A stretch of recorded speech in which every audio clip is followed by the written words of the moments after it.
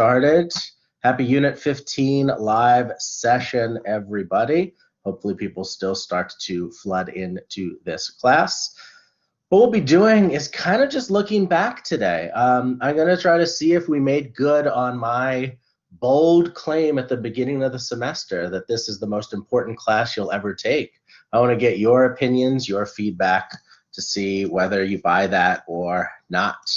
But let's do what we always do at the start of class, start talking logistics, what's happening this week, what we got to do, all that stuff. All right, so I've pulled up our Blackboard course page. First thing I want to mention, it's right here. I want to talk about the course evaluation for this class where you get a chance to give your feedback. The link to this course evaluation for this class, and actually all your classes, is posted on Blackboard right here in the course menu bar on the left, right under course info. You click on this, you'll go to this page that lists all the course evaluations you have for the fall semester, just listed here. I don't have any because I'm a teacher, not a student, so I don't have any classes to fill out. But you'll see on this page a list of all of your classes to do. By the way, if you don't get to this page right away, it might also bring you to like a page where you have to log in. And you just give your normal Kane ID and password for that sort of stuff. So go ahead and do that. Please do that. It ends over the weekend. I think it technically ends Monday morning. The availability for you to fill it out ends Monday morning at 7 a.m. But try to do that today. We'll be ending class a little bit early today, so that'll be a good chance for you to just get it done. Do it. It's a wonderful chance for you to help me be a better teacher. What feedback you provide to me in there, you can be as honest as you want, and it's completely anonymous. I do not know who clicks on what, who writes what for anybody who fills out the comments. I also don't see it until long after the semester's over. I think I wind up seeing them sometime in February. After the semester's over, after that grades have been posted, that's when I get a chance to see them. And I use this info as really helpful feedback for making my classes better. I haven't taught this class as an online live session only remote class too often. So I really want to know what you think worked well in this setting and what you think I could do to make this even better. So please give me that frank feedback. Help me be a better teacher. Course evaluations, do it. All right, now let's go to the course content section of our Blackboard course page because I'm going to go all the way down to Unit 15. That's where we're at today. We're revisiting our first week's topic of intellectual honesty and all that stuff. Notice that there's only one other folder left, and that's the folder for the final week of class. Our final week of class, we're just doing test number 3. We'll talk a little bit about that in a second, but that's what you find in that folder. All right, so clicking on to this Unit 15, if I could scroll all the way down, we've got these slides that I'll be referencing in a minute, and I'll be also referencing this review sheet for test number 3, which I'll mention in a minute. There's only one reading for class this week, and it's a shorty. I think it's like 2 pages long and not too much to it at all. It's just a little bit about what it means to get reason, to get this idea of critical thinking. And there's one optional resource. You can check out this podcast if you like. There is no assignment that is due for Unit 15 as far as your typical Unit 15 goes, where you have an assignment due on Wednesday. There is an optional extra credit that's due Wednesday if you want to do that. That's an optional discussion board. This optional extra credit is something where you have a post that's due Saturday and 2 replies due Wednesday. It's treated like a typical discussion board where you have an initial post and 2 replies. You don't have to do this, but if you want to, you can. Fully optional extra credit assignment. If you want to do it, you can. You don't have to. Totally up to you.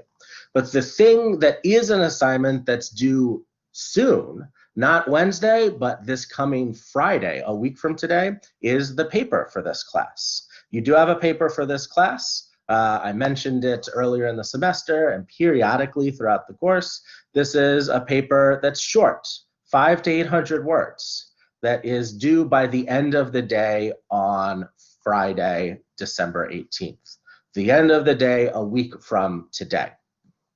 And this is based off of our thinking about reading some particular adversarial collaboration. So for instance, if you want to take a look at, I don't know, what would be an interesting one on here? Maybe this article about abortion. This is an article written by two different people. They use like usernames, Block of Nihilism and Ice Run, and they've collaborated where they originally started from different perspectives on abortion. One of them thinks that abortion's morally wrong.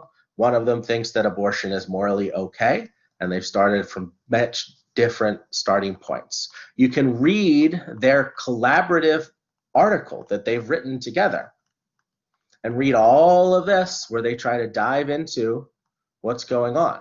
As you can see, they're starting from different positions.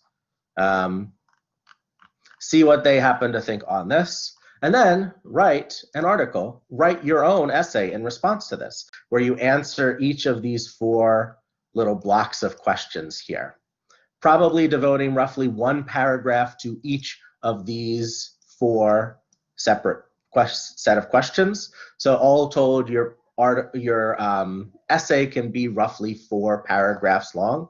500, 800 words isn't long. That's like 2 to 3 pages. So we're not looking for anything super long, super complicated on this. But what I'm interested in you thinking about is your reaction to reading this. First, try to pick something where you already have a particular opinion. So if you don't really have an opinion on whether eating meat is morally good or morally bad, don't pick that topic. If you don't really have thoughts on infant circumcision, on that particular process, don't pick that topic. Try to pick a topic where you have a particular strong opinion already. And then first just describe your initial opinion in the first paragraph. Are you a big fan of circumcision? Are you already strongly against circumcision, if that's the topic you pick, and explain why, what your opinion is, how strong your commitment is before reading the article. Then just describe literally your feelings while you were reading this adversarial collaboration. How did you react to the evidence that confirms your initial opinion? How did you react to evidence that goes against your opinion? Try to just describe what it was like reading this. Then describe how this adversarial collaboration article shifted your thoughts on the topic. What did you learn? Did you become more confident that you're on the right side? Did you become less confident? Did you completely change your mind, going from saying like, I originally was for circumcision, now I'm against it, or vice versa? What led to these shifts in your thoughts? Get specific.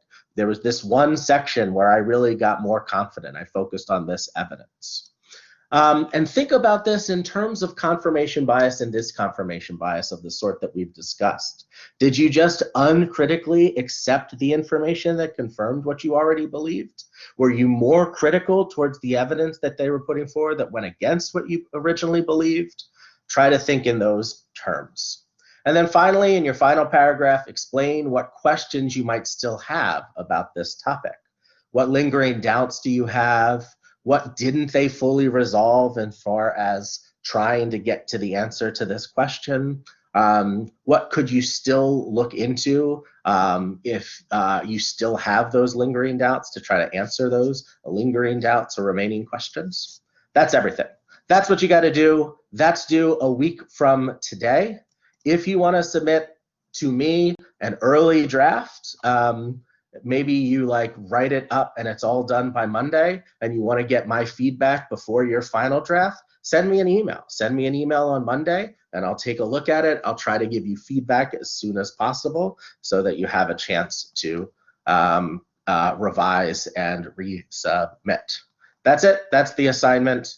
That's the big end of the semester paper due by the end of finals week. Worth 10% of your grade. Any questions, thoughts, concerns about this paper that's due in this class? Feel free to write nope if you don't have any questions.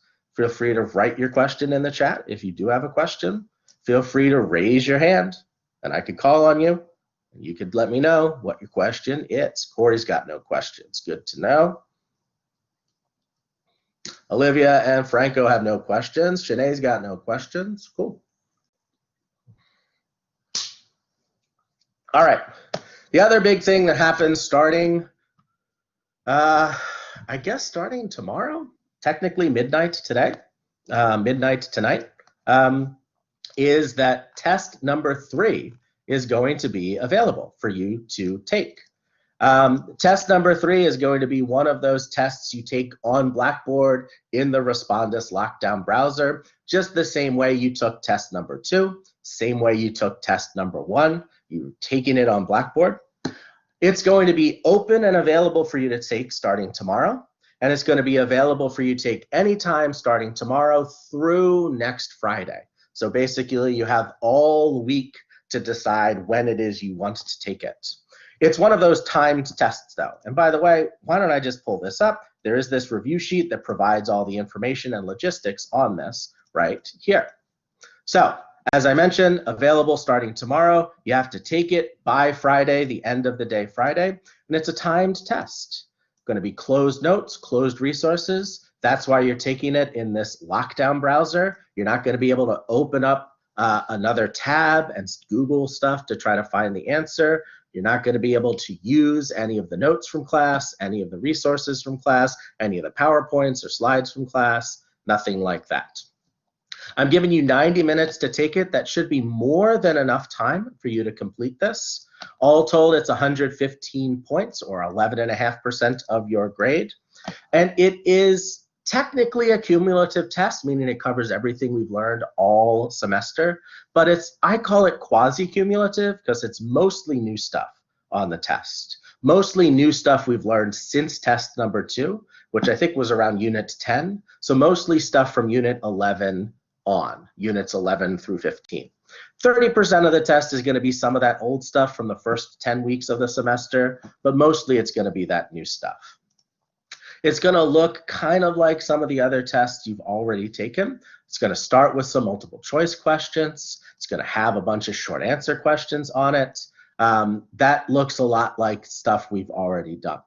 One thing that might be a little bit different, there's going to be a section on fast brain or slow brain processing. I'm going to give you a particular type of thought process, and you're going to have to tell me whether that's something that fast brain processing would be doing or something that requires slow brain processing. That's from our first unit on cognitive biases when we learned about fast brain versus slow brain processing. So if you remember, like some of the things that there's fast brain processing would be like adding 2 plus 2 together. Something that will require slow brain processing would be like trying to pay attention to the sound of one particular person's voice in a crowded room where a lot of people are talking. Something along the lines of that. So that's just simply clicking this is fast brain or this is slow brain. And then the last section of this test is going to be about labeling fallacies.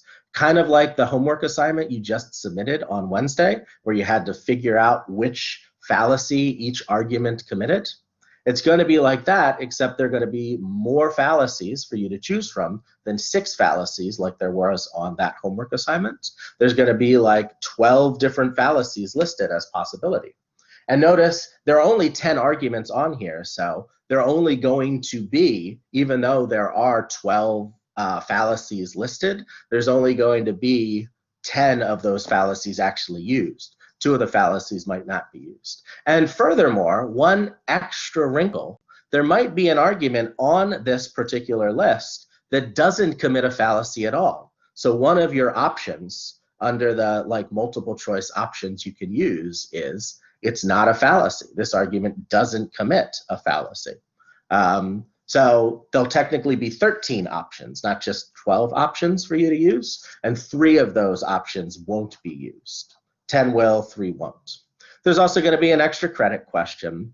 90 minutes for you to take this should be more than enough time for you to do that, but you can only take it in one sitting. So be sure when you decide to take it, if you want to take it, say, Tuesday morning, that you give yourself a 90-minute block of free time, uninterrupted time, for you to complete the test in that one sitting and one sitting only. All right, here's what I mean by old topics versus new topics. The old stuff, about 30% of the test, is all the different arguments we learned about: deductive arguments, inductive arguments, arguments by analogy, causal arguments, arguments from authority, abductive arguments, all that stuff. Also, that first week stuff about intellectual honesty and dishonesty, and just what logic is in general as the study of arguments. All of that's the old stuff. All of that's only going to be like 30% of this test. The new stuff we've learned since Unit 11, is all this stuff on cognitive biases: fast brain processing, slow brain processing, how unreliable memory is and how memory actually works, the difference between confirmation bias and disconfirmation bias, all the different math biases we learned about in terms of probabilities and randomness versus variety, our stuff about I'm specialism and our overconfidence or thinking that we stick out in ways we don't actually stick out, all the stuff about the social pressures of normalcy and conformity that influence how we think and what we believe, all the differences between anecdotal evidence and hearsay. And then the last couple of weeks, we've learned about several different fallacies. Fallacies of equivocation, division, composition, ad hominem or personal attack, popular appeal, the appeal to force, the appeal to pity, appeal to ignorance or absence of evidence fallacy, begging the question, the straw figure fallacy, false dilemma, slippery slope, naturalistic fallacy, and then all the different arguments that look like they're versions of each one of these fallacies, but in fact aren't fallacies at all. They're logically good arguments. That's everything we've learned this whole semester. This is it in a very short summary list. Literally everything we've learned this semester fits on a single sheet of paper right here. I would say if you're prepping for this test, if you're studying, try to focus more on this newer material, stuff from the last 5 weeks, and don't spend as much time focusing on this older stuff from the first 10 weeks of the semester. And that's it. That's what the test looks like. That's what the test structure is like. These are the parameters in which you have to take it. Any questions, thoughts, or concerns about test number 3? Feel free to write nope in the chat like Shanae just did if you don't have any questions, or feel free to hit that raise hand button and I can call on you. Feel free to write your question in the chat if you do have a question.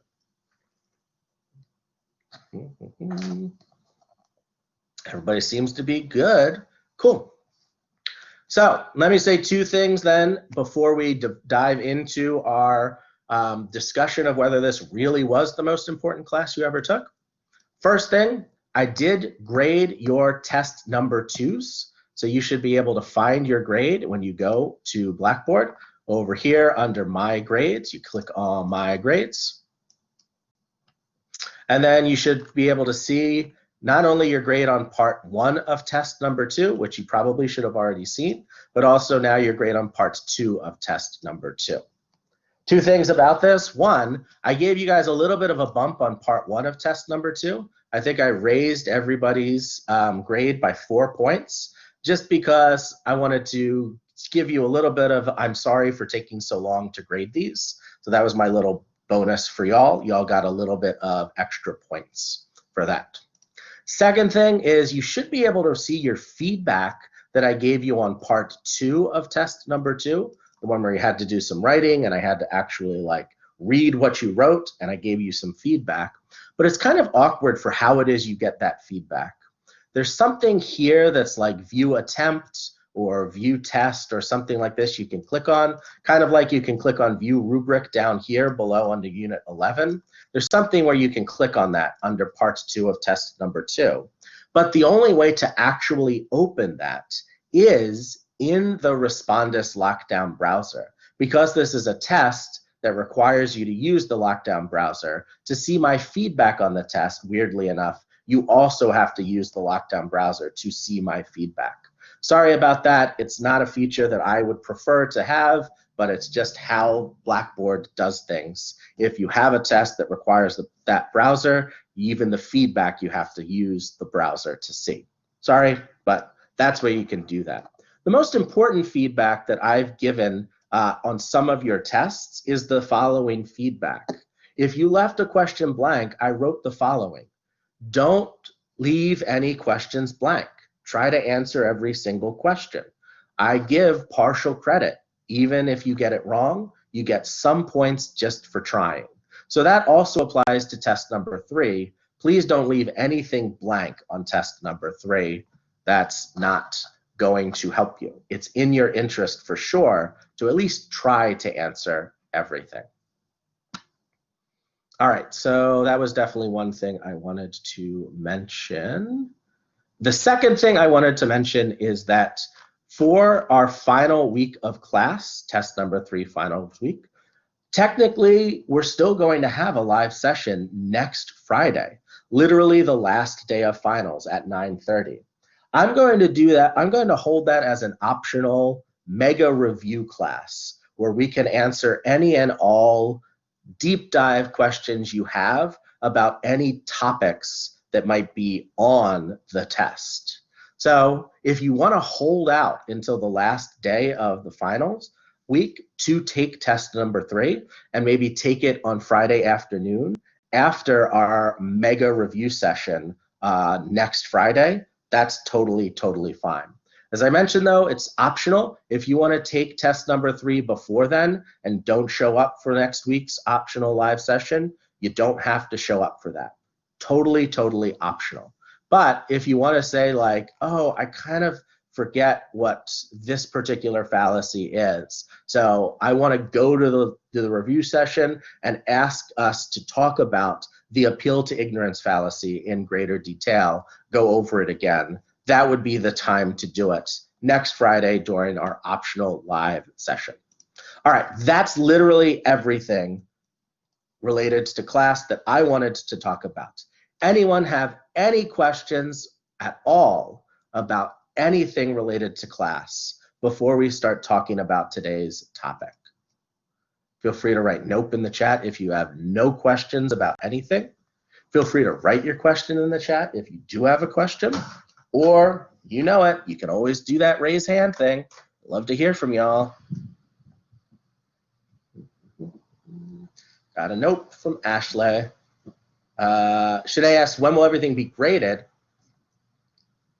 Stuff should all be graded by, so all the stuff that you've already submitted should be graded next week. Next week, I'm going to be focusing on your group projects and grading those that you submitted last week. I'll be focusing on the homework assignment and all of those, probably I think from somewhere around unit 9 on, all of those participation activities that y'all did that I haven't gotten around to grading yet. So sometime by next week, everything aside from the paper and the test should be graded. Facundo, I'm going to be talking about those group projects today, but not necessarily reviewing them. I just want to point out some of the cool things that y'all did as your group projects, but none of you have to actually like present your group projects to the class or anything like that. The paper and the test, I'm going to be grading the following week, the week after next week's finals week. So that's the week of like December 21st, 22nd, 23rd. That's when I'll be grading those. Yeah, cool. All right, so speaking of those group projects, I'm going to go to Unit 14 right now and show off y'all's group projects. A bunch of you, I think literally every group made some slides, which is pretty cool. And then a few groups, group 2 and 3, also made a Kahoot in addition to your slides. These are pretty good resources. I've looked them over, not to the extent that I've graded them, but I've looked them over and I think they're a great study guide for any one of these particular fallacies. So if you've been a little bit confused about, say, the begging the question fallacy, I recommend taking a look at Group 6's stuff about this. Sadly, their slides had awesome animated GIFs on it, but I wasn't able to share the version of their slides that had them animated GIFs. So you've just got some random human right here, but I promise that random human down here, they were doing something cool as an animated GIF. I just can't share the version they sent it. Same with this guy doing something cool. That guy was doing something cool. But anyway, the info on here, these slides are good information worth checking out. Same true for all these other slides. The appeal to force stuff's pretty cool. Nice job, this group. I really like this one too because it's like a fun cartoon where you keep scrolling and the guy who's talking getting angrier and angrier at us. Pretty fun. I forgot to do this, but after class I'm going to do this. I'm going to offer the opportunity for you all to play this Kahoot or this Kahoot, either Group 2's Kahoot or Group 3's Kahoot. I'm going to offer you the opportunity to play either of those Kahoots as extra credit. So the only thing I'm going to do is, if you're in Group 2, you can't do your own Kahoot for extra credit. You would have to, for extra credit, do Group 3's Kahoot. And if you're in Group 3, same thing applies. You can't do your own Group 3 Kahoot. To get extra credit, if you're in Group 3, you have to do Group 2's Kahoot. I'll post that in Unit 15 as an optional extra credit assignment that's also available for you to do in addition to the other extra credit assignment. Chance for you to just get a free, cheap, easy grade and also learn a little bit about either of those fallacies on the way. But these are great. I definitely recommend checking out each and every one of them. They're pretty cool. I liked your creativity. I liked your group projects. Nice job, y'all. All right, now I'm going to switch to talking about the heart of class this week. I want us to revisit what we were talking about at the very start of the semester. The first week of class was devoted to intellectual honesty and devoted to my pretty darn bold claim. Let me switch on over here. I made the claim that logic is awesome and this is the best class you will ever take. I want you to now tell me whether this class lived up to that absurd hype or not. What do you think? Was this an awesome class? Was this the best class you ever took? Am I actually living up to my bold claim or not? Shanae, go ahead and unmute yourself. Tell us your thoughts. Be honest. So when you first asked this question, I personally thought this was going to be the best class that I ever took, being that I took your class last semesters ago and it was really awesome. But now that I took it, I personally feel like it wasn't the best class, being that we are online, because usually when we're in class, you do a lot of activities, a lot of hands-on, a lot of groups. And being that we was online, it really took away all of that fun, and it just was like a whole bunch of classes that I just couldn't really understand. So now that I took the class, I personally feel like this wasn't the best. It could have been better, but because of online, it did take away some of the activities. Mm-hmm. So sadly, not only wasn't this the best class you've ever taken, this wasn't even the best class that I've taught that you've taken. That's what you're saying here.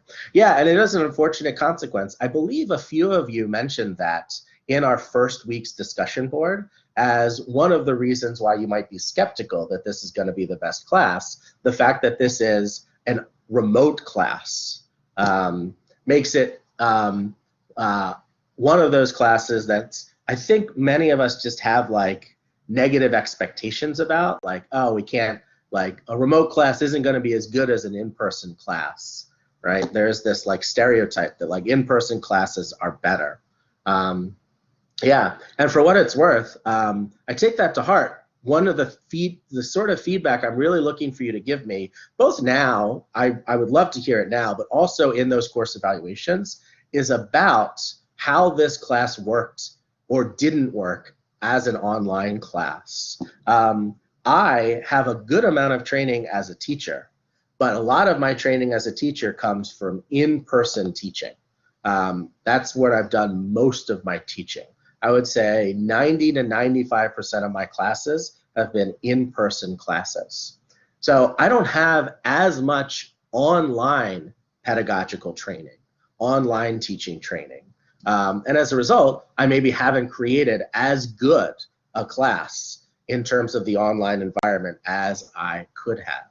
So that's really good feedback, and that's helpful, both specifically to just to me in this class as an online class, but also in general. Awesome. What about the rest of you? Was this just too good to be true as a claim? Did I dupe you all? How many of you were in Shanae's boat where you were like, yeah, I thought like, yeah, this could definitely be the best, and you wound up saying like, nah, it wasn't the best? How many of you were more skeptical? Who was more skeptical among you? Tell me what it is that you thought throughout this whole class. So Corey says, to be honest, compared to some of my other professors, you've been one of the best online class forums I've seen. So this is nice. I appreciate that. Thank you for co-signing that, Ashley. But that's still within the context of saying like one of the best online classes still might not be the best class, period, that you've taken. So we still might be saying like, well, as online classes go, this was maybe one of the better online classes, but it might not be the best class or one of the best in general. And Olivia maybe is agreeing either with that general sentiment that I was just saying or with what Corey was saying more specifically. Facundo, go ahead and unmute yourself. Tell us your thoughts. Well, I definitely have to agree with what Corey just said. The fact that you go the first like 10 minutes, 15 minutes, really discussing what everything is, what to do. Like I had some other classes that they won't even like tell you have to like. So when it comes to keeping us on track of the virtualness, you've definitely done a great job of that and making sure we know everything that we have to do, and everything that basically is responsible on our end. And if we get into specifics of what was like the best class, let's say for my specific field, like a research scientist, maybe something that's more technical hands-on science field might be more beneficial in my career. But I can definitely say that when it comes to my personal life, I pick up all of these arguments and these fallacies when I'm having not only with myself, like let's say with my parents, but I see just like my older brother and my mother just like bicker themselves into just like anger, committing all of these little things that we are constantly going over in class. And I just think like I feel more aware of the situation. I have much more of a handle on things that I subconsciously did and had no idea about. And I would always wonder like, how did we get here? And now I just feel like I have myself. So I definitely think that when it comes to like a personal growth, I definitely think this is one of the best possibilities because I won't take it and feel great about myself saying like, yeah, I know how to calculate a couple numbers. And I definitely think that this is more like on the everyday, today, like situation, problem solving, just communication, and the fact that we're better just makes everyone better in a sense. Okay, so I appreciate that feedback, and I also like that distinction between classes that are valuable for your like future career, specifically geared towards prepping you as, say, a research scientist, as it sounds like you're prepping towards, and classes that have some sort of applicability towards other aspects of your life, not just your future career. This is definitely a goal that I had of this class. I've shaped this class largely to be about how it is you think in your everyday life, not specifically tailored toward any one individual career. This, as a philosophy class, is not going to be focused on making sure you make the most money possible or stuff like that. But yeah, my goal, and I'm glad that it sounds like Facundo, you thought that this class did this somewhat successfully, is to get you to think about your reasoning abilities and other people's reasoning abilities throughout all of your life, all aspects of your life. The version of this class I've taught at a bunch of different places, but the title of the class is always like a little bit different. So some places I've taught it before, it's called informal logic. Some places like here, it's called critical thinking. Some places I've taught it, it's just called logic. But the title I liked best is the title that they gave it at Rowan University back when I taught at Rowan. They just call it the logic of everyday reasoning, this particular type of class. And that's exactly the way that Facundo just framed it. By the way, I'm psyched. I don't know if you noticed that on our chat, we can use bold and italics now and underline. So I just decided to use underline right now. I don't know why. I'm really nerding out by that. It's just really exciting that I can just emphasize something if I want. I can write it in italics. I don't know. Feel free to try that. It's fun to me. But yeah, there's something interesting about thinking about this class from that perspective. It was certainly my goal in this class, and I can even pull up some of these slides to say, like, what were we doing in here? We were just studying arguments, right? It's a logic class. We're just studying arguments, particularly distinguishing good evidence from bad evidence. And I thought that this is a super good life skill to develop, not a skill that's specific towards like some career, not that's going to help you make more money in the future or just exclusively make more money. And I want to be clear, I do think this life skill could help you make more money if that's what you wanted to. But I think of this as a general life skill that's applicable inside and outside of thinking about careers. I'm framing this perspective from a sort of traditional perspective of college within the liberal arts and humanities, as the purpose of college is to help us become, broadly speaking, better people, help us cultivate and develop all the various sorts of skills we would want to be a fully functioning, flourishing human. And there's a little bit of a shift within colleges lately, not just lately, probably for several decades now, probably since the 70s and 1980s and beyond, treating college as more of a training ground towards a particular profession or a career, and less of a place where you can just try to develop and mature and cultivate intellectually, academically, cultivate morally, cultivate physically even. That's the sort of traditional understanding of college from its origins hundreds of years ago. It was supposed to be this sort of school that trained you to be a well-rounded, generally virtuous person. And it's from that tradition that this class is born. This idea of broadly speaking critical thinking skills all seems to be born from that sort of perspective. And that's a lot of what we've been doing in here. Remember the start of this class, we were cultivating understanding and our evaluating arguments. And I mentioned as one of the most important things we could do, we want to distinguish using these skills for good purposes versus evil purposes. And remember, we had the distinction largely between rhetoric as that skill of being able to manipulate others with our arguments, trick others with our arguments, fool others, versus using those skills for good, the value of reasoning, again, that's why I love that title, The Logic of Everyday Reasoning, where our goal is to search for truth and understanding. All right, so I've said a lot in response to Facundo's excellent response to my question about whether this really was the best class or not.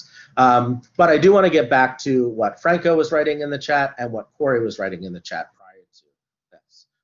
Franco writes, online is good, but I still like the class on campus. Group work face-to-face in your class was awesome. Yeah, I don't think I did as good a job as I could have as employing the ability to get you all to do group work, to get you into that. That's something I'm still struggling with in an online environment that I want to get better at. So if you have any tips, tricks, suggestions at all, any things that your other classes have been doing that have been good, effective group work, good, effective activities to get you to interact with each other, please let me know, because I really feel frustrated and hampered at my ability to do that. Thanks, Onel. I appreciate you saying that. Corey also wrote in the chat, I do agree with Shanae, though, because having the class remote versus in person is a big factor in the class not being the best it can be. Yeah, I am sort of sad that many of the things that I have designed for this class, I designed under the assumption that it would be an in-person environment. And I've transitioned many of those things to an online setting in a way that I don't think I could have, I don't think are as successful as they are when they're in person. And I wish I could be doing that better, for sure. Isabel says, as a freshman who hasn't been in an in-person class yet, it's hard to compare this class. So for me, this class was way better than all my other ones and was my favorite too. Nice to hear. Thank you, Isabel. Onel and Isabel, I'm not fully fishing for compliments, but I will definitely receive them. I'll take them if you got them. Thank you so much for saying these nice things. But just to be clear, when I'm making this bold claim here that this was the best class you ever took, I'm not trying to be arrogant and conceited. I'm not trying to say, I'm the best teacher y'all are ever gonna have. Nobody's better than me. That would be a classic instance of overconfidence. I'm specialism, right? That would be me not taking my own advice from what we were learning about earlier to avoid overrating my own abilities, right? What I'm trying to claim is that there's a set of skills that are super helpful to develop in life more generally, not just specifically related to if you want to become a forensic psychologist, not just specifically related to your future career goals, but just related to how you live a successful life, how you understand the world around you. What we've tried to develop in this class are the skills that are the best life skills to develop. That's a super strong claim that has nothing to do with me. It just has to do with the topic where we decided to choose. I do not say at the start of all my classes, this is the best class you're going to take. When I teach philosophy of law, I don't label it the best class you'll ever take. When I teach intro to philosophy, I don't label it the best class you'll ever take. I only say that for this topic, and I mean it topic-wise. That's specifically what I'm talking about. And I mean it, again, related to these three skills. The skills of knowing when people are trying to manipulate you, or notice when you're trying to manipulate others. The skill of getting better at reasoning. And these broader metacognitive skills through our cognitive bias section of developing techniques for recognizing when we might be systematically making errors and how we could go about avoiding that. So, got more stuff. Onel asked, do you think we'll have remote classes for the rest next semester? Oh, do you think we will? So that depends on which sections you take.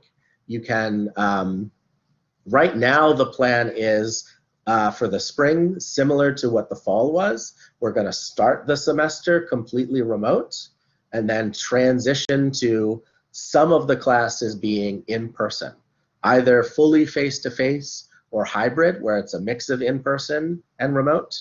And Right now on CaneWise, each of the sections are clearly labeled as either fully remote sections, face-to-face sections, or hybrid sections. So depending on which sections you sign up for, you might have some face-to-face classes, or you might have completely remote classes.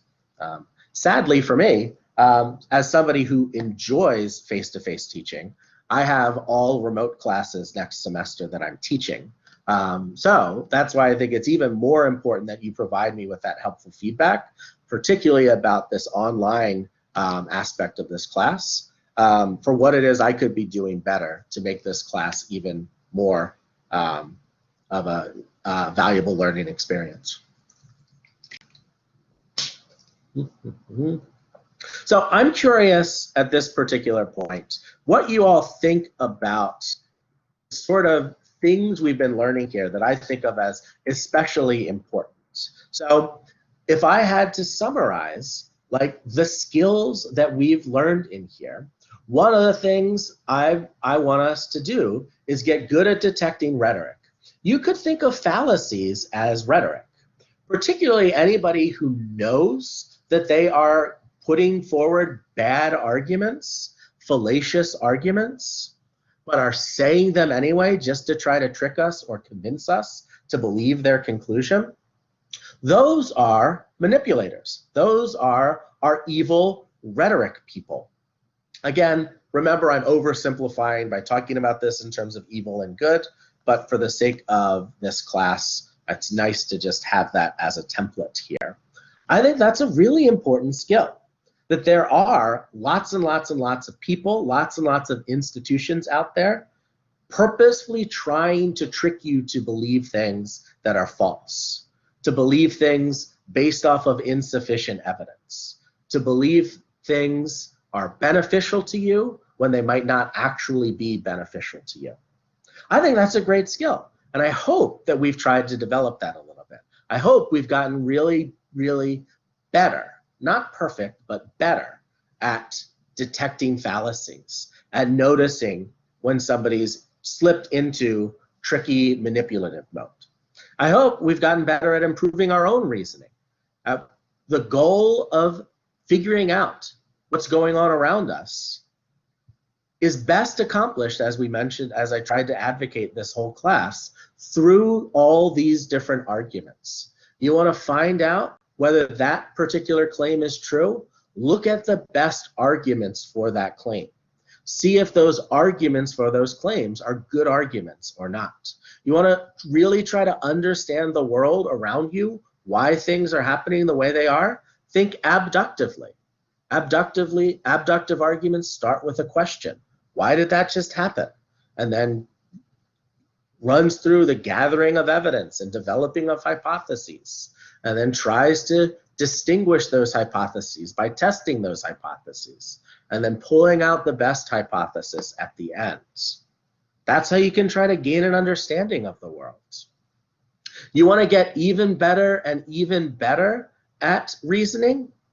That's how you figure out your own psychology. You think about your own biases, ways in which you're weirdly tricking and manipulating yourself without even realizing it, through your own biases, through your own confirmation bias and disconfirmation bias, through your own social pressures that are influencing your beliefs. I think all of this is incredibly valuable as life skills. And the other set of stuff that we talked about as practical advice to just get better at reasoning in general is consistently trying to be more humble. That whole section on cognitive biases was me hammering over and over and over again, hey, check out all the ways in which we're overconfident, ways in which our memory tricks us into thinking we're super, super accurate, where our memory is reliable when it's not. The ways in which our brains trick us into thinking we're better at stuff than we are, or we're weirder than we are. A general humility is a good practical approach to trying to break that in us. A genuine approach to concern with the truth should be focused on steel-manning arguments, the best versions of arguments that disconfirm your beliefs, not the worst. If all you care about is tricking and manipulating others or tricking and manipulating yourself, you can totally be intellectually dishonest, and rather than steel-man arguments, you can straw-man arguments or straw-figure arguments. You could focus on the worst versions of arguments that go against your beliefs and then blow them away and knock them down as obviously bad. The worst arguments are obviously bad. They're the worst. But what about the best arguments? And then we want to be, at the end of the day, open-minded, open and respectful of others so that you're listening to them, especially the people you're disagreeing with. I feel like I turn into a preacher toward the end of these classes, toward the end of this semester, because of how much I think of these as important, valuable life skills. An open-minded life is a life where you get to learn a lot more. You get to understand the world more. You get to make better decisions because you're considering more evidence than a closed-minded person would.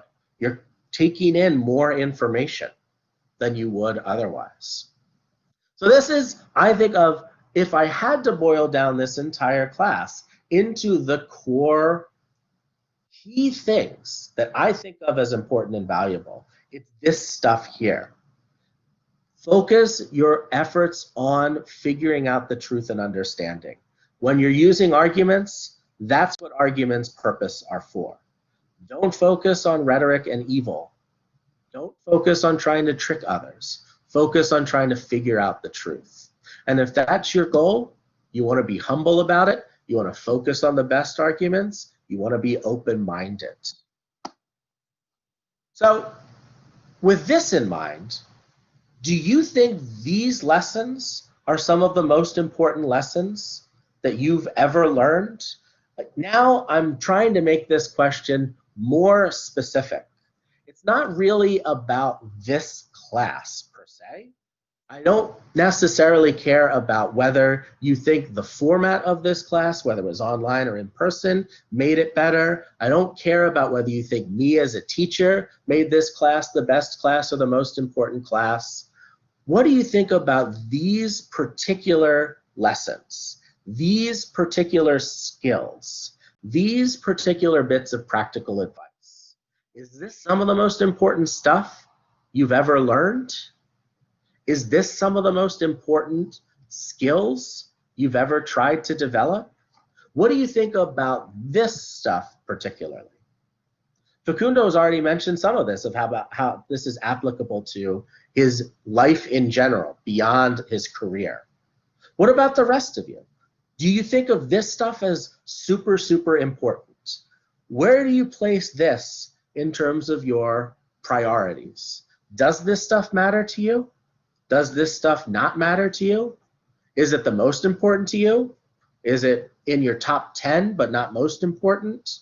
Is it somewhere in the top 20% of stuff that you care about but not the most important? Does this stuff not matter to you? What do you think specifically about the skills and practical advice on this slide? What's your reaction to this stuff?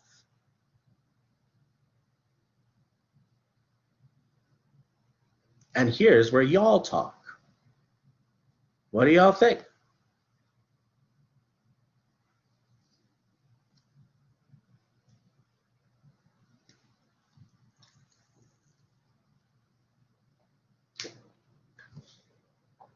By the way, I know I sound passionate about this.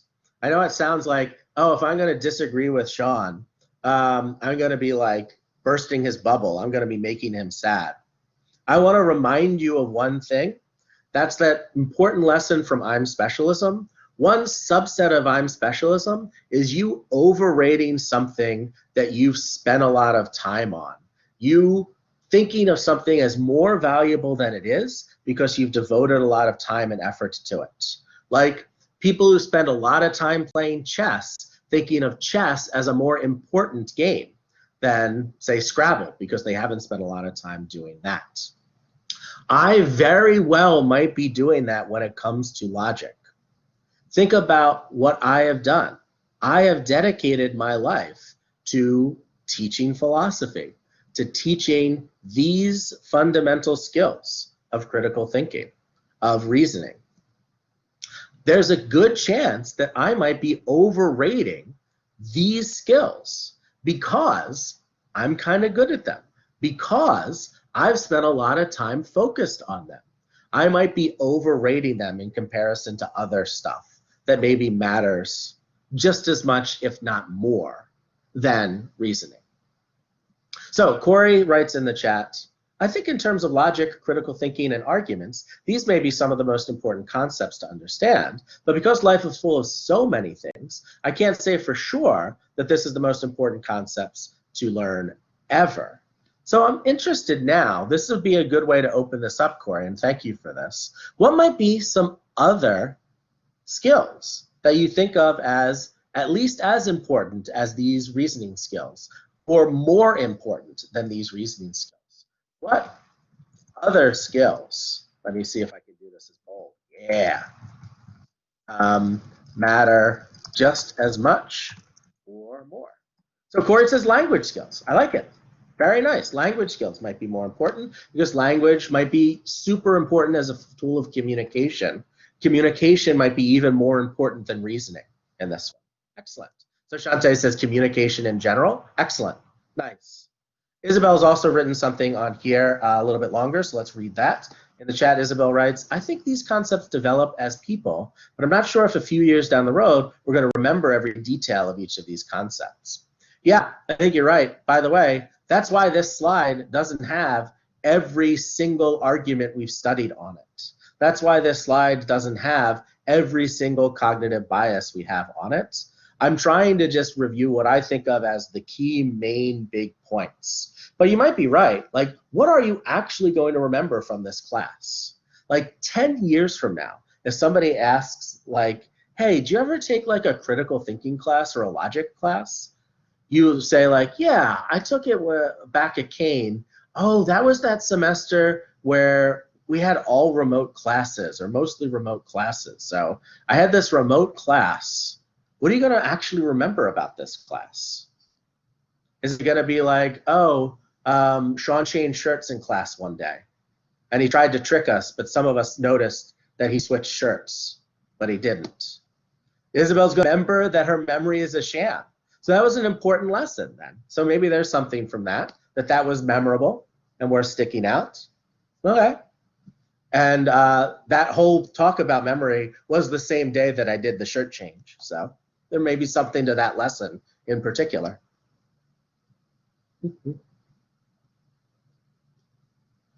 What are the rest of you going to remember if you think like 10 years from now, right? You're certainly not going to remember the difference between an inductive argument and how to evaluate an argument by analogy.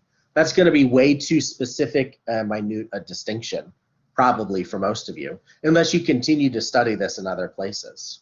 So truth and support, you'll at least have that as a guide. Isabel, I like that, right? Anytime you evaluate an argument, you got two things to check. Are the premises true? Do the premises support the conclusion? Good. That should be a nice, succinct way to just remember how to evaluate, how to figure out whether an argument's good or bad. Oh, Shanae's like the how to know if the right stuff's fake or not. This is a big section we did on checking out whether the New Yorker versus News Punch versus Snopes was trustworthy or reliable. We did that in a more interactive way. We tried to like do it together. So, okay, so there's something that maybe is valuable. You can try to check it. Hopefully y'all liked my defense of Wikipedia as a reliable way to check into this stuff. Pretty decent source there. Corey says, honestly, I think intellectual humility is something you would remember in the future. Well, that's good to know, right? A lot of the last, I don't know, not the last 3 weeks because we did fallacies these past 2 weeks, but the 3 weeks before that, our big chunk on cognitive biases was mostly, if I had to summarize cognitive biases into 2 sentences, it's these 2 sentences. Hey, we all have cognitive biases. So stop being so arrogant. Hey, we all have cognitive biases. So be a little bit more humble. That's the gist of our section on cognitive biases. Onel says, steel manning. I remembered seeing the concept, but you finally realized what it was called. Even if it's something you think you know, since how can you grow if you think you know everything? Yeah, so I like that, right? That's a really nice way of framing the idea of steel manning and pairs it, interestingly, with humility, right? Because if you think you know everything, you're not being humble, you're being arrogant or conceited. So admitting that you might not know everything is how you can learn and grow. And steel manning is the way to learn and grow. Facundo's not going to forget ad hominem. Oh, good to know. I'm assuming, Facundo, that is your group project. Makes sense if that's your groups to do. So for sure, let's see if we can look at that group project. Yeah. Yeah. You got to do a deep dive into a fallacy, so you'll learn a lot about that fallacy itself. Yeah, we talked about the ad hominem fallacy several weeks in this class. It just sort of kept popping up as this common thing that we talked about it even before we formally introduced it for your group project or last week when we were going over those fallacies. You can only watch your video. Yeah, that's often the case unless you're actually playing, like presenting the slides. You might not be able to watch the video until you control click it. So let me see. Where did this go? Why did I do this? Where did you go? Whatever, I lost it. And it's your mom's favorite fallacy. That's fun, Facundo. Didn't know, I've never asked my mom, despite all my years teaching fallacies, I've never asked my mom what her favorite fallacy is. But I presume you mean it's your favorite fallacy to commit. I'm not sure which one my mom does. Maybe appeal to ignorance? I'm not sure. Yeah, it's the one she uses most often. All right. So the very questions I'm asking about whether these lessons, these skills, this set of practical advice is important to you or matters are the exact questions that I'm asking you to write about in the optional extra credit in Unit 15. If I can go back to that optional extra credit right here, scroll, scroll, scroll, scroll. I'm basically asking you in this optional discussion board to write out your reaction to this class in discussion board form, the same way we're discussing it now. So if you have free time, I highly recommend, for a cheap chance to just boost your grade, writing out your thoughts on whether this was really the most important class or not, specifically in terms of these life skills that we're discussing. As it says here, what are the things that you learned that you think of as most important? That's that second set of questions on this particular optional extra credit discussion board. All right, so I'm going to end class super early today. I did not want to spend too much time on this. I wanted this to be just a little bit more loose and free flowing. A reminder, papers due Friday. Test, do it anytime between the tomorrow and Friday. Optional live session review for this test number 3 next Friday. If you want to take it after, feel free. We'll be holding that optional live session. But otherwise, I might not see y'all again. Speaking of, I do want to see y'all again if we ever get out of this pandemic and you find yourself back on Kane's campus and you see me. I highly encourage you to come up and say hi to me. I want you to introduce yourself and say, hey, I'm that student who was in that critical thinking class that one time. and I can actually get a face with the name. I can actually hear your voice and recognize it and get the face recognition. It would be really nice to get to know you outside of an online context as well. It was nice getting to know you this way, but I definitely want to try to get to know you even beyond that. The live session that's optional is next Friday at 9:30, our normal class time. So feel free to show up to that if you want. Otherwise, I'll stick around for a couple minutes if anyone wants to talk to me, but otherwise, I'll see you all when I see you. Have yourselves a great weekend, everybody.